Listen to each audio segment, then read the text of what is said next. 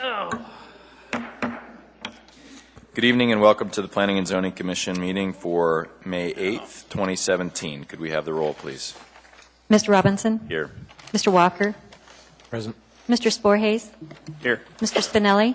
Here. Ms. Bailey? Here. Ms. Barker? Here. Mr. Strike? Here. Mr. Looney? Here. Mr. Spring? Thank you. Thank you. We have the minutes for April 3rd and April 10th in front of us. Can I have a motion to adopt the minutes? Thank you, Ms. Bailey. Seconded by Mr. Sporhays. Any discussion on the minutes?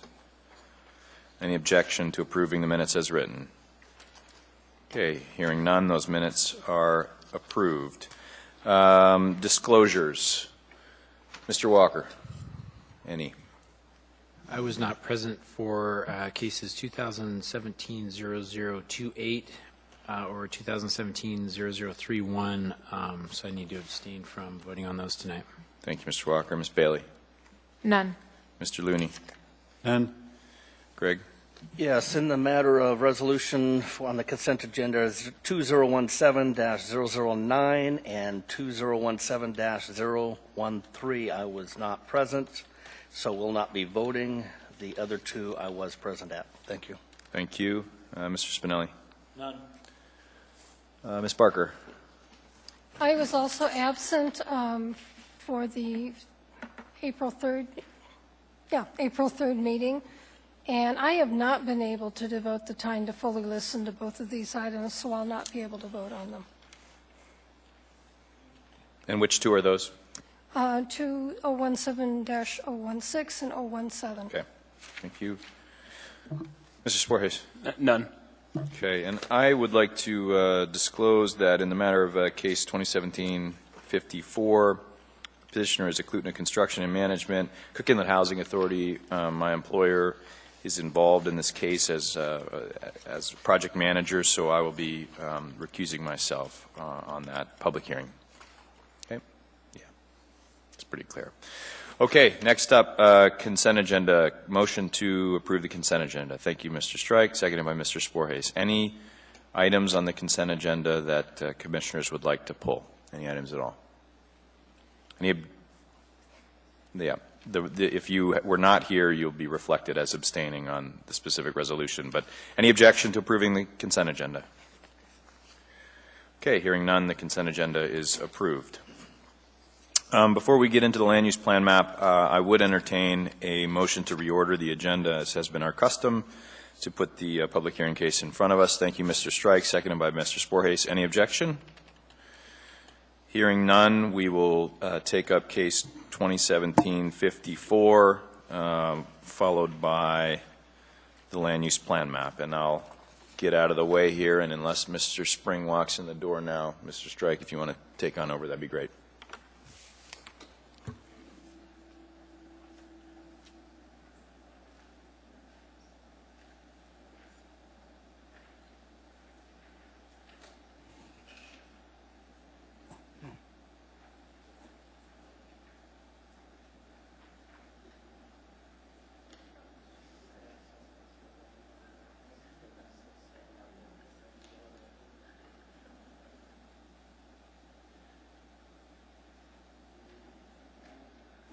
Give me just a moment to get signed in.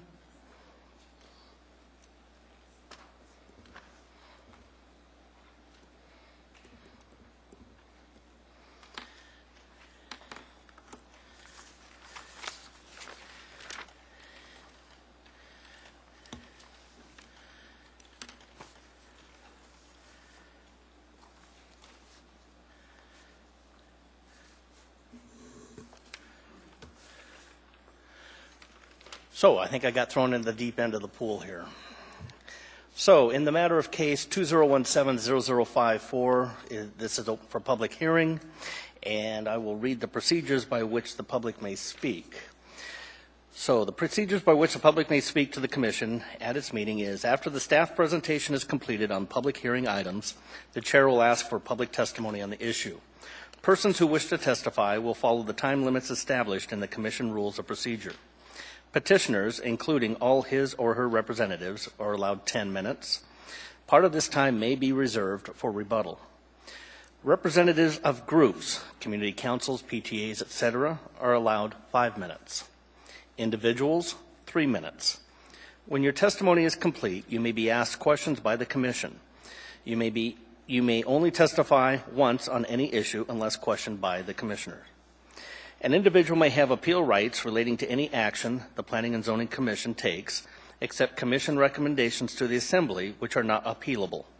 Appeals must be filed with the clerk's office within 20 days after approval by the Planning and Zoning Commission of the resolution, which is the commission's final decision.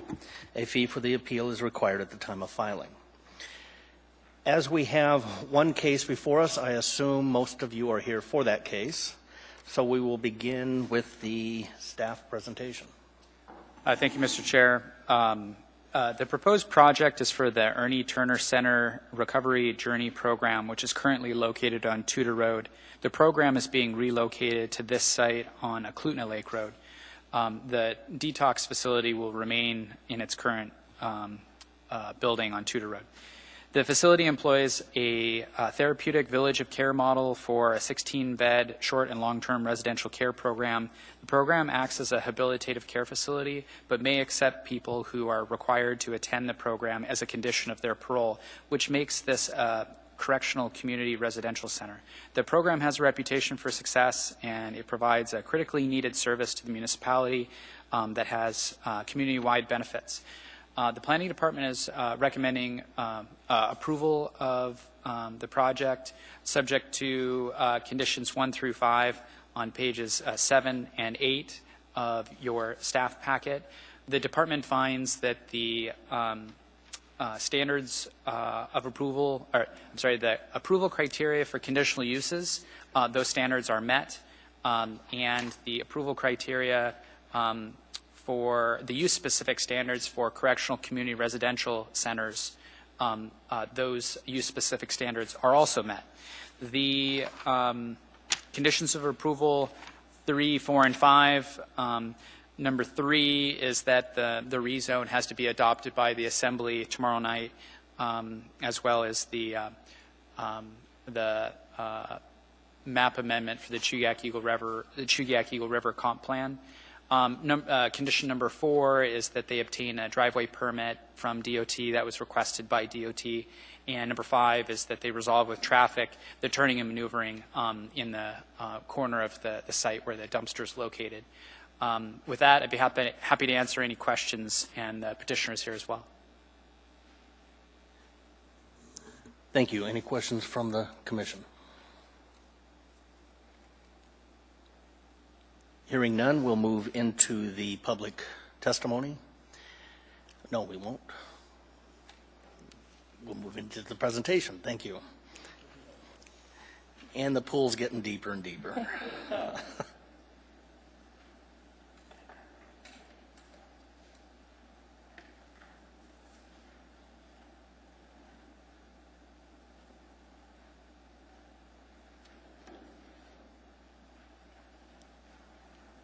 Hi, I'm Michelle Ritter with Dow. With me this evening is Rebecca Ing and Peter Benz with Cook Inlet Tribal Council. They can answer program-specific questions. Deanna Nasker with Spark Design, who is the architect for the project, is also here for design-specific questions. As staff indicated, the site was recently before the commission to do a subdivision. So this was originally a 400-acre parcel. We've created a 6-acre parcel with that subdivision, and also rezoned it from residential, large lot, steep slope residential to Chugach Eagle River PLI, or Public Lands and Institution, to allow for this application to be submitted.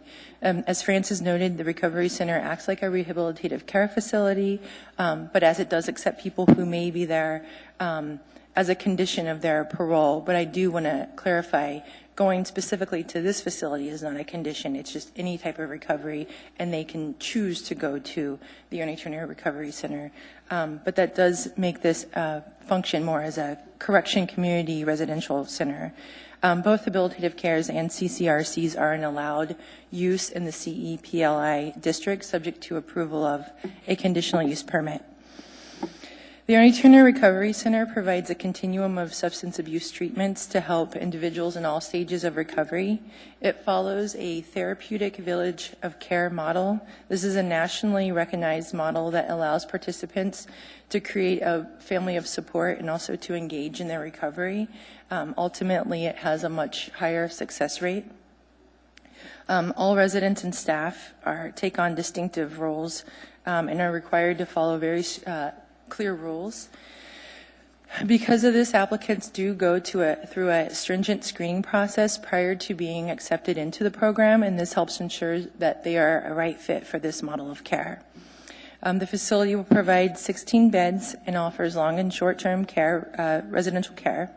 There'll be 13 staff on site during daytime operations, and there'll be several staff in the evening hours who will be responsible for 24-hour care and management of the facility. In addition to the living areas, the building provides an exercise room, arts and craft studio, as well as a carving studio, a gathering room, and there'll be some administrative offices. Outside, the site is designed to kind of reflect the natural scenery. Architecturally, as you can see in the board, it's designed to kind of fit into that residential lodge feel. Very, very non-institutional looking. A lot of the on-site vegetation is going to be retained to kind of keep with that feel. There'll be an outdoor lawn and patio area that's provided for outdoor recreation and restoration. And over time, residents may develop some garden areas or maybe a greenhouse, a sweat lodge, and some walking trails. And this will further provide for outdoor recreation and also educational opportunities.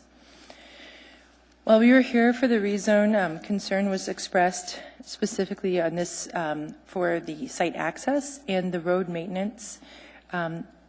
Following that public hearing, we did meet with Commissioner Lukens and Jim Edmondson with the Department of Transportation and Public Facilities.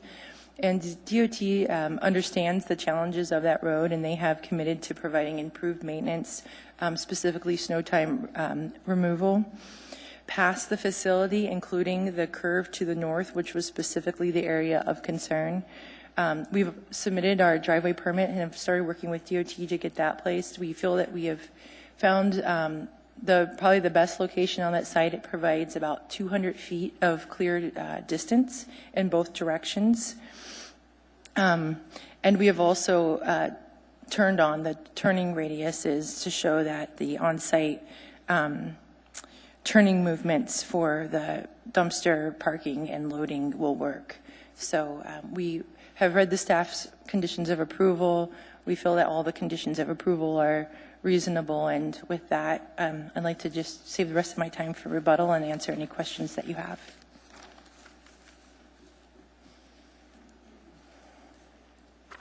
Yes, Commissioner Barker. Thank you, Mr. Chair. I'm just curious to know, how critical is the CCRC use permit to your ability to operate this program? It's very critical. Oh. You mean without approval of the conditional use permit, could it function? It could not function. So. Is that because a high proportion of the people who you expect to be guests of the facility are doing this as an alternative sentencing? This isn't alternative sentencing. Oh, okay. This is for someone, this could be a condition of parole that someone has to enter into a recovery treatment. So, but it's not someone that's in lieu of serving time in a prison or jail setting, they can choose to do this. That is not what this facility is. Thank you for the clarification. You're welcome.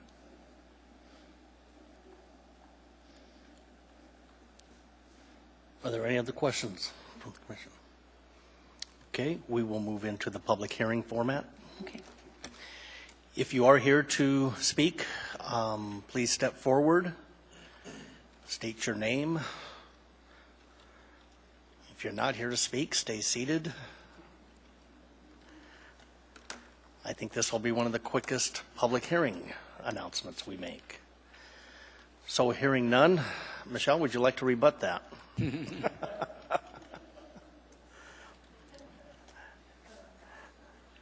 just thank you for your consideration. Let me formally, the public hearing was open and it is formally closed at this point. And thank you for your time. And Michelle, I guess one of the questions I have, how far back from the road is the facility actually going to be placed? I mean, is it visible from the Eklutna Road? It's slightly visible. I think I'm going to say about 100 feet. About 100 feet back from the road. And there's still a lot of treed area, and it's not intended to be an open air, visible from the road. I'm just looking from an appearance. No, it's meant to blend into the community. It's not meant to kind of be we don't want people accidentally going there thinking it's a lodge or some other facility. We really want it to blend in and make it look like a residential. Folks won't be inadvertently pulling in, picking up guests. No. Okay. No. Any other further questions from the commission? Thank you. Thank you.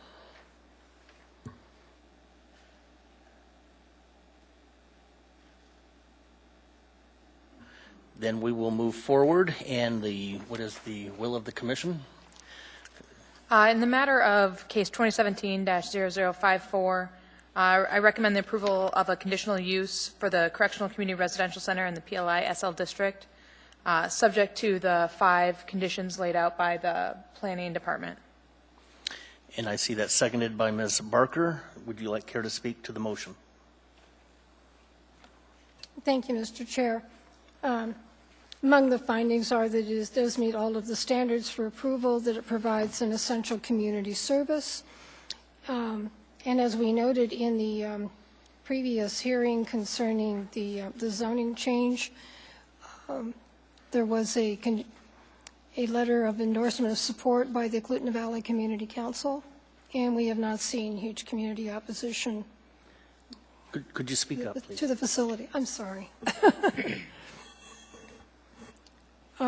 Just basically, the facility performs an essential community service, meets a need in the community for these kinds of services for people who are recovering from addiction, specifically alcohol abuse. It replaces an existing facility that is aging and brings it into a setting that is more conducive with the treatment model. I also wanted to note that in the previous materials that we had for the rezone, there was a letter of support from the Eklutna Valley Community Council, and that we have not heard any opposition to the project from the surrounding community. And thank you. Commissioner Bailey. Just to add on that, wanted to note that it was the letter from the Community Council was unanimous support as well. And then I think I'm not sure if the record caught it because it may have been cut off earlier, but it met the conditions of AMC 21-03-080D and 21-05-030B2. Okay. We'll move forward then for a vote.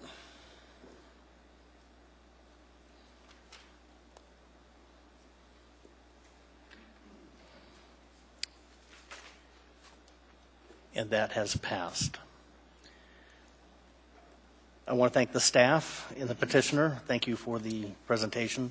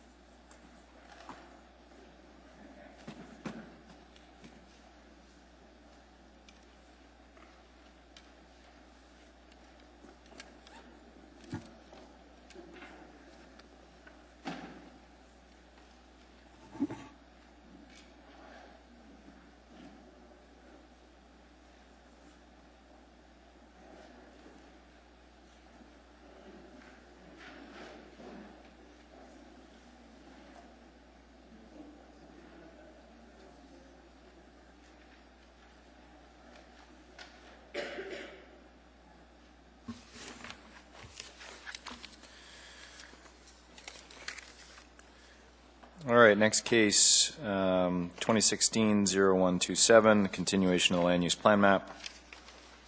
Tom, you want to briefly just say what we're going to go through tonight? Yes, thank you, Mr. Chair. We have about 6 or 7 items, mostly cleanup from previous meetings to go over this evening, which will help set the commission up for getting into the land use plan map overall deliberations on June 5th. Just really briefly, in response to some comments the commissioner made at the May 1 meeting last week, we did attempt to tweak, reduce, and clarify some language that we proposed for 9A, and we put that on the table here for your consideration. That item's called out in the cover memo that you received on Friday. It's 9A.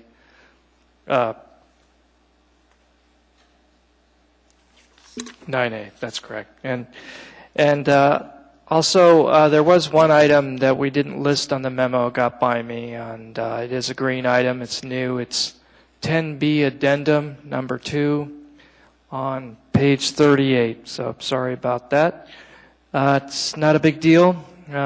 It's basically just clarifying that the new mixed-use medium-density residential district is available as an implementation zone in the town center designated areas. But that is a new item that is not listed for you, 2B addendum number 2 on page 38. Otherwise, what you have before you is in the cover memo and a supplementary packet. Thank you. Okay, thanks.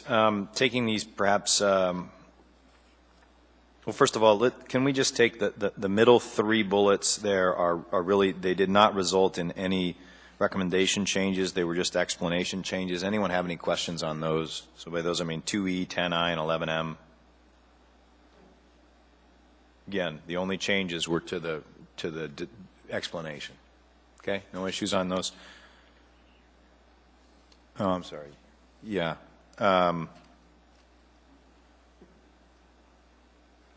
So is that Brandon? Is that a motion to go into the committee of the whole? That's correct. Okay, seconded by Mr. Walker. Any objection? Okay, we're in committee of the whole. So just to refresh, we're consider those middle 3 bullets to be good on what are now 6 bullets with the addition of 10B amendment number 2, which again, as I flip there, is really just stating that in town center you can use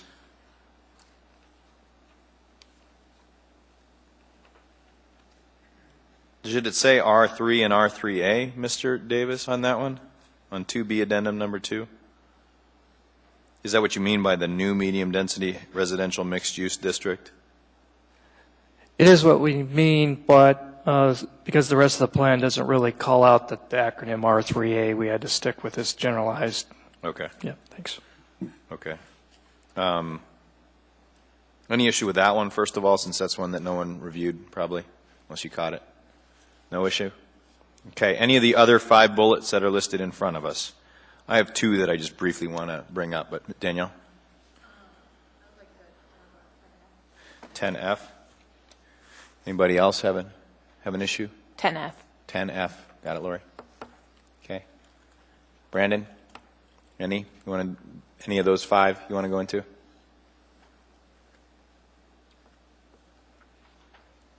I'll come back to you, Mr. Looney. Anything? Strike? On this side, Andre, Mitzi, Brandon? No? Mr. Walker, you good, or you want to go back to any of those? You want to just grab me? What I'm going to say really briefly is 2N and 4M. So grab me if not. So if we could, then 2N on the first one there, page 59. My just really brief question is why it talks about amend Title 21 to encourage mixed use in the UMED villages and at the interface of community and UMED district. Could you explain why those specific areas require changes to Title 21?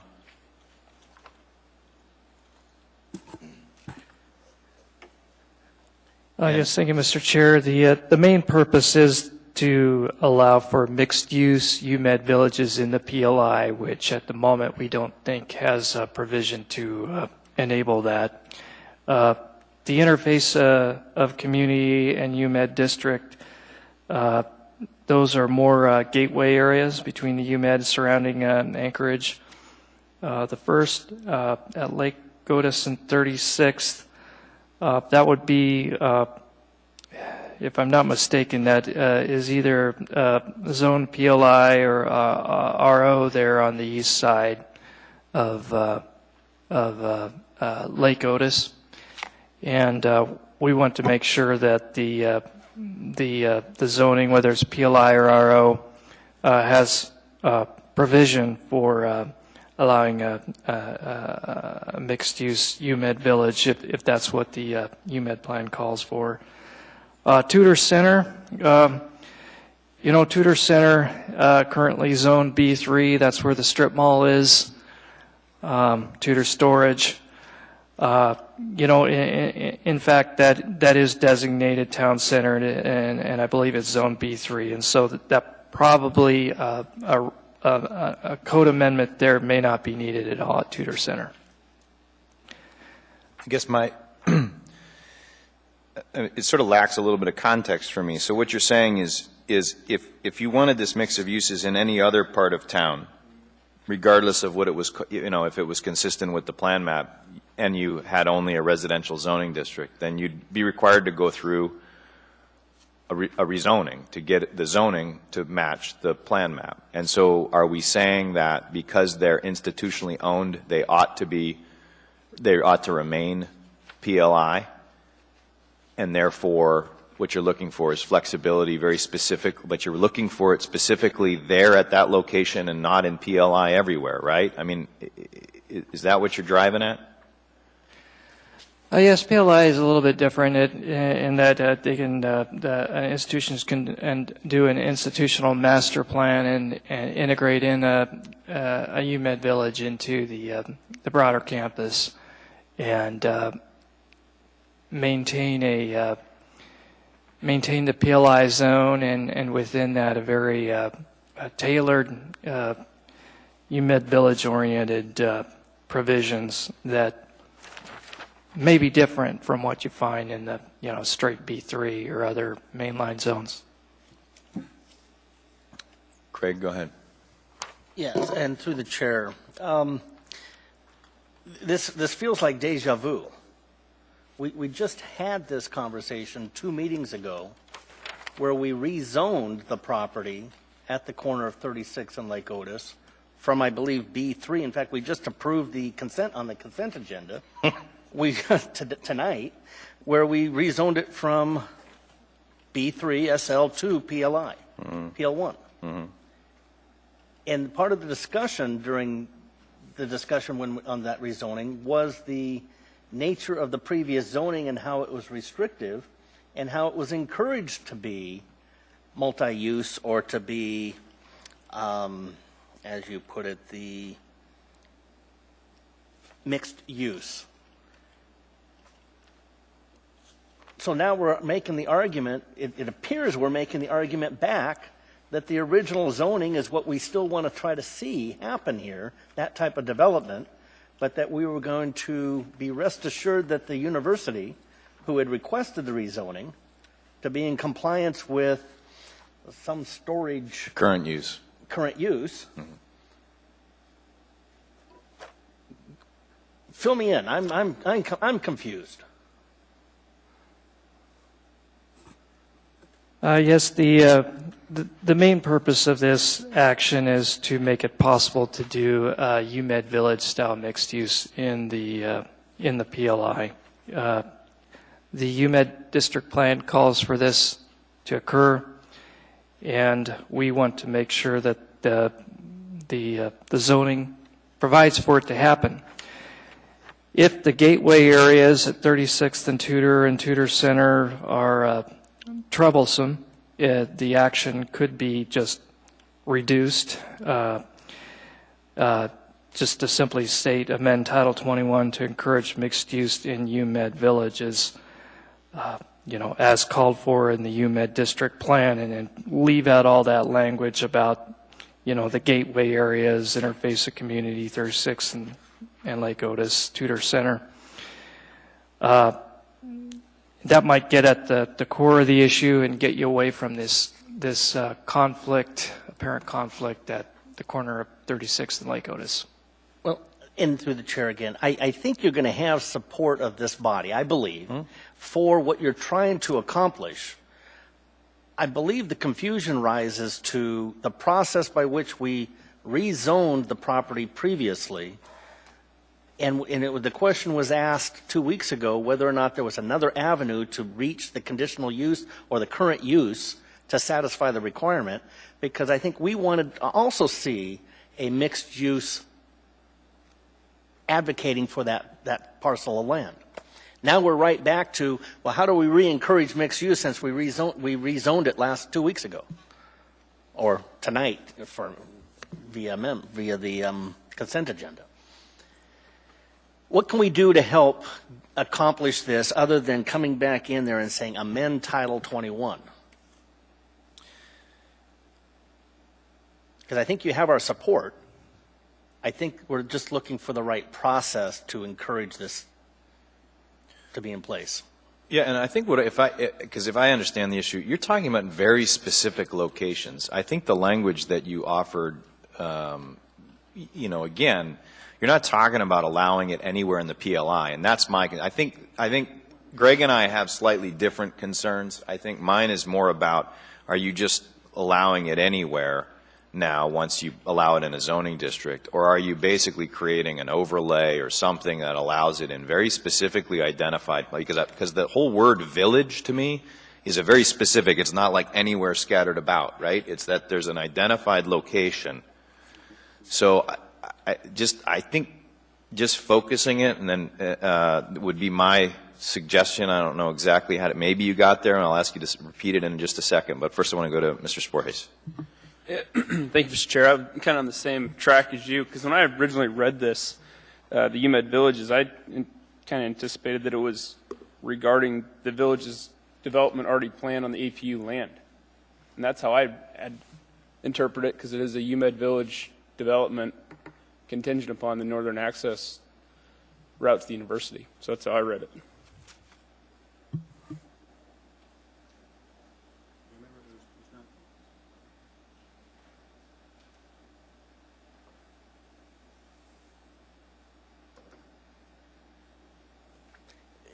Maybe another one of the, Go ahead. Through the chair, maybe one of the other terms, and I keep hearing villages. Is there a definition anywhere of that term? No.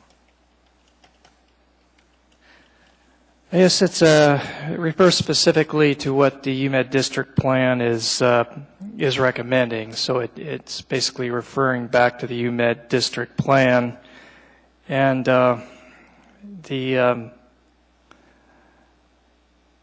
one possibility to simplify this and make sure it does link back to the plan, link back to what's being planned there at APU, is to simply say amend Title 21 to encourage mixed use in UMed villages as recommended in the UMed district plan.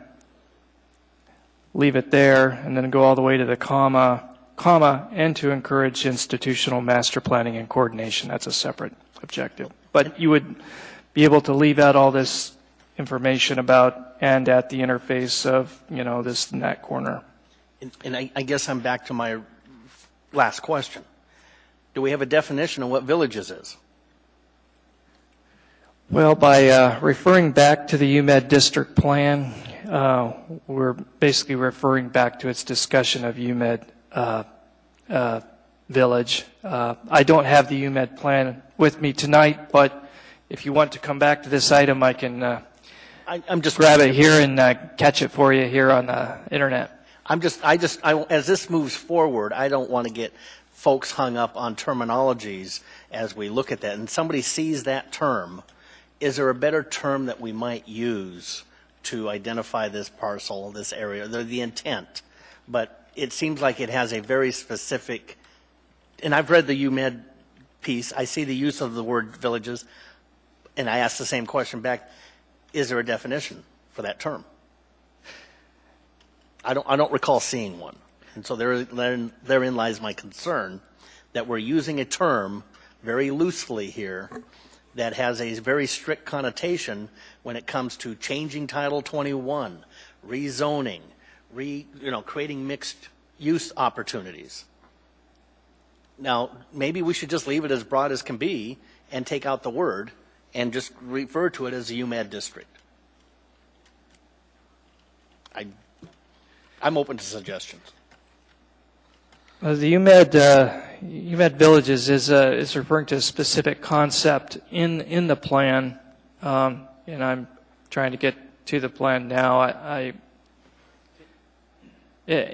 What I want to do is get you a term that refers specifically to the UMAD plans, UMAD Villages concept. It is a concept and designation on the UMAD district plan. Excuse me. Well, while he's doing that, I would just generally say that, and I think it's probably found within our definition, our scope of definitions, that an urban village is typically seen as a compact, walkable place. And we're really focusing on the mixed-use aspect, and hopefully we're connecting it with multiple forms of transportation as well. So just generally, I think that's like the national definition or a typical definition that someone advising us would tell us about. And through the chair, may I? And I can respect that, but it comes back to I'm falling back on amend Title 21 to allow this. So it calls back to, do we need to amend? And this falls back to the chair's initial question about amending Title 21. Do we need to amend Title 21, and what needs to be amended in order to allow this to happen? Or is there a shortcut? Is there a better phraseology or something that we can use? But when the Assembly or other parties see this and continually amending Title 21, is there another verbiage that we can use there as well? Well, you'll see that it was actually replacing the resolved land use issues, and they changed it. And honestly, that works better for me because I'm still not convinced that it's an amendment to Title 21. It might be a zoning designation. It might be an overlay district of some kind because you're amending Title 21. You're amending it for everywhere. So then why are you calling out specific areas? So I don't know that the problem and the solution to the problem have not been defined enough for me to understand even, kind of what we're, I get that we want a village, right? But I don't know why we can't get a village the way that it is.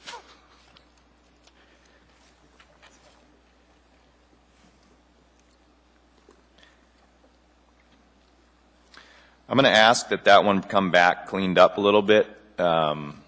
I don't want to do something that doesn't preclude us from doing the right thing. I don't think it's going to be a big deal. I think it's going to skate through, but I think that if we can just, if it's a very specific thing, what is it specifically that we're doing, and or is it something more broadly that affects Title 21? And if so, what is it? Does that work, Mr. Davis? That sounds great. Thanks. Thank you. So bring that 2N back. 4M 104.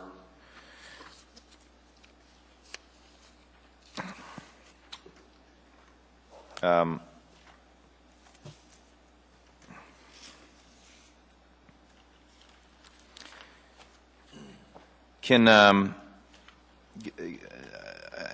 nitpicking here. Second underlined section that starts keys to lower parking demand include public transportation, continuous pedestrian connections, and sidewalk-oriented building frontages.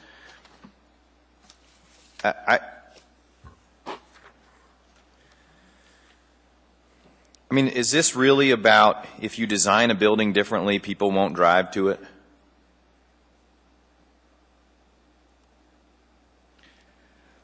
More generally, it refers to sidewalk-oriented site planning in general, and it's not one building, it's the general pattern. So if you have a general pattern of site plans where the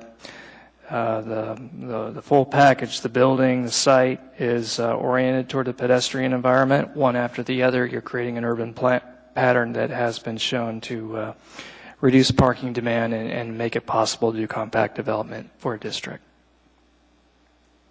Yeah, I we mean, can revise that if need be. no, to me, the biggest way to lower individually required parking is through shared parking, right? And I think, I'll let it go. I think in our less urban areas, we're sort of missing. I really object to thinking if you just require new buildings to do something that otherwise doesn't exist through an entire corridor, you put a burden on a new development, and rather than the whole context that's not there. And what I think this drives at is, if you just say that, then you're going to dictate what a site should be, even though the context around it may be very different. And so that's where I get heartache about it. I mean, I can see this being applied to Spenard Road.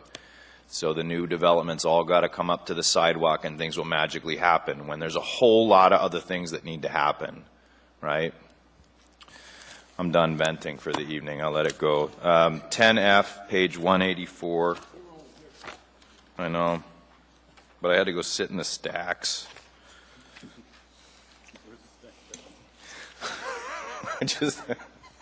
Danielle. I think I have two questions on this area. One, it seems as though the question is like, why is there this huge label of city center that doesn't have residential was their concern, and then it was just to add it to a very small fringe part of it. But I think my even bigger question is it even needed, because isn't the designation of city center itself mixed use or allow mixed use? So why do you then need a mixed use stipple overlay? And so I think it's, one, if we're going to add it, shouldn't we add it more thoroughly throughout? Or should we just not add it because it's mixed use? And so maybe there's something specific that those stipples do that further encourage mixed use? I'm just not quite sure. Yes, we're attempting to encourage residential development. The stipple refers to residential mixed-use development, so it emphasizes residential and mixed use.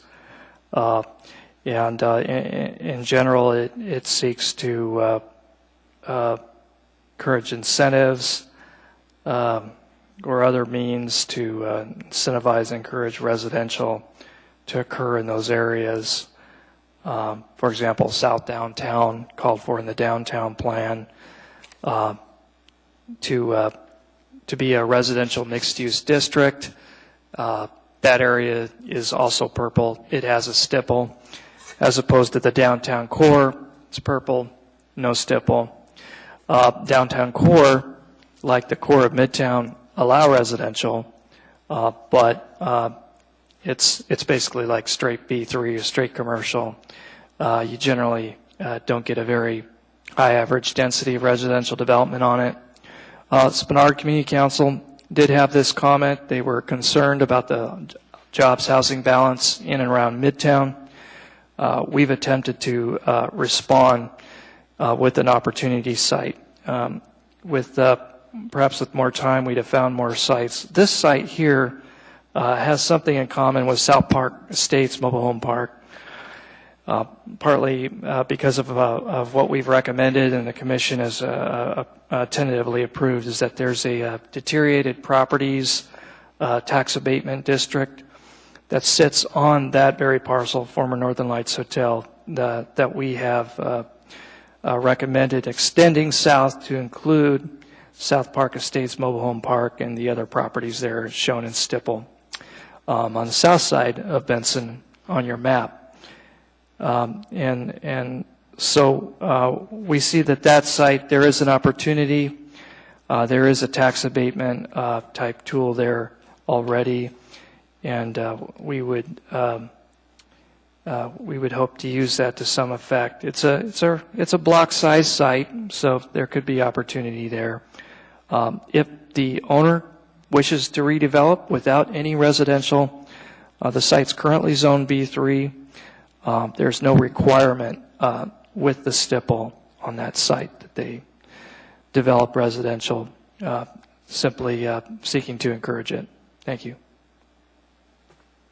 Can I shed some light on what's going on? I mean, this is a place where the city believes they have leverage, right? Because there's some form of entitlement that'll be requested either through a tax abatement or a rezoning. I think your point's well taken. If it was a larger area, but it still didn't happen, could it happen on sites that actually had to go through an entitlement process? So it looks odd that you would just want a little clump there, I agree, but they're identifying them as, I think, opportunity sites. Okay. Any other issues? Brandon, back in? Yeah, not sure how it's pertinent, but I believe this former Northern Lights Hotel site is actually one of the future sites for the transit center. So I don't know how that lays into this plan. I don't think it is. At one time it was when I spoke to him. Yeah, well, first of all, with the new transit plan, there is no Midtown Transit Center. Is that right? I'm not sure, but, you know, if there were a transit center to go there, or be proposed there, if, again, the stipple doesn't require residential, and it's purple, it would be kind of an allowed use. Thanks. What they're more focused on now are key transfer points, and there'll be several of them under the new program that's going to be rolled out. But it's very different than what you've seen in the past. Okay, thank you. So other than 2N being coming back to us, any other issues with the other 1, 2, 3, 4, 5 bullets that the 4 there plus the other one that we added? Any issues? Seeing none, those recommendations look good. Going down, I will say that on the placemaking 2F side, Danielle did her part. I have not done mine, so that's something that'll come back to the full commission at the June meeting ahead of time to staff so that any changes need to be made. Anyone wishing to go into the street typology is what was laid on the table in front of us and or emailed last week. Is that right? 9A. Yes, 9A was just laid on the table today. We completed a review with AMATS, and its purpose is to provide a shorter, clearer, and simpler sidebar about street typology than what you received last week. So page 168 on your table shows what we gave you last week. Commissioner Spring pointed out how long and confusing it was for a layperson to read. So we worked with AMATS to attempt to provide a more readable, simpler language. Of course, Commissioner Spring isn't here tonight to react to that, but there it is. We laid it on the table. There's our opportunity, people. So just it's clear that this is the abbreviated version. Yeah? Yes, that's correct. So, okay. John can always bring it up, but anybody here have issue with this recommendation? Brian, you look it over? Actually, I do appreciate the brief version of it, but it looks pretty good right now. Okay. So I think unless I hear otherwise, you could reflect this as the recommendation moving forward, and if John wants to separately pull it or revise it, he can offer that up. Does that work? Yes, thank you. Okay. Before we come out of the committee, the whole so the general plan, you mentioned, Mr. Davis, that there's a couple of unfinished items. They're probably larger explanations that are coming our way. 1A and 1B, particularly 1A. 1A will be sizable. It will be the land capacity, findings, taking the pulse on how the land use plan map performs. And then the other two, 1B, 8A will be shorter. 8A primarily be an updated version of that billiard ball Skittles chart showing the workflow. And I had asked, following the meeting, I think where we're headed with this, right, is to deliberate and adopt the first meeting in June. Now, the way that I would sort of imagine doing this would be to have the plan in front of me and this big document in front of me. The problem is they don't correspond. The issues aren't provided in any kind of page order, right? So I don't know what the easiest way to deal with it is, right? Is there any way to kind of sort it? And if not, just say that now, and I think all of us will have to figure it out on our own. But otherwise, it's been organized by issues rather than by sequence through the document, right? Pretty much. Yes, it has, and it would be difficult to just resort it. However, we are thinking of different possible ways to make this to either allow the commission to review issues in order they appear in the plan, or some other order that's simplified and makes sense to you. Still figuring that out, but we recognize that we want the commission to have something easier than just this set of issues listed and just having to compare that with the public hearing draft plan. So we want to figure out a way to make it possible, easier for the commission to review in order of the plan sections, or some simplified order of these issue items that make sense. And we intend to be in touch with you about that. I don't have a specific answer for you tonight exactly how that will work, but we do want to improve that for you. Well, just let us know soon if you think it's going to happen or not, and otherwise we'll just plan accordingly. And I think what I would ask of everybody is if you, as you go through it, if you have additional issues or at this point amendments, right? Unless they're small amendments, they really should be put down in writing and be brought to staff ahead of time. Everybody good with that? If there's anything, any kind of like map change or significant text change, designation change, to try to bring that ahead so that it can actually be incorporated into our staff packet at the June meeting. And your preference is to receive that when, Tom? There's one other case, but it's yeah, we're targeting to get the staff packet, or excuse me, the commission's packet to you either sometime between Friday, May 19th, and I want to say Tuesday, May 23rd, if that's a 23rd, or the 23rd of May. Okay. So that's our target, and we don't want to get it to you any later than that, so that you have 2 weeks to look all this over. okay. Great. Any other questions for staff, Mr. Strike?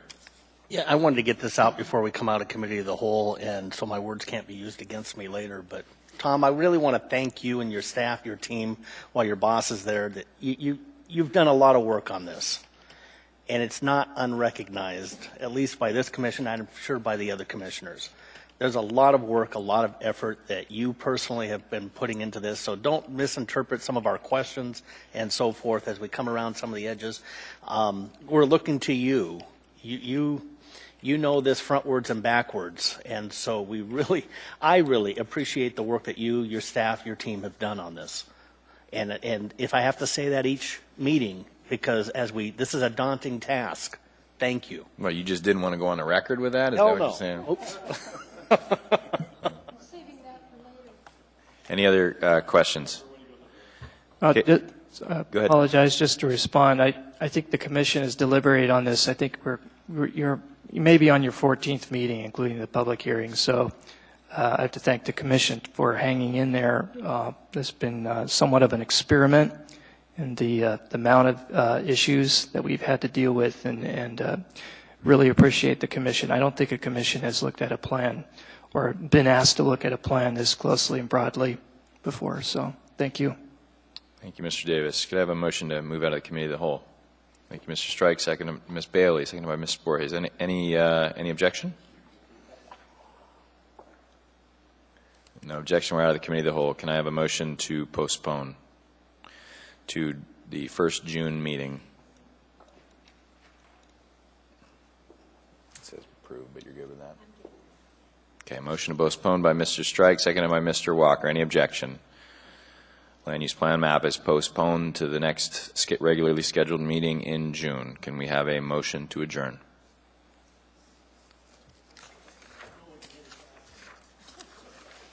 Thank you, Mr. Walker. He's good at that, man. Seconded by Mr. Suarez. This meeting is adjourned.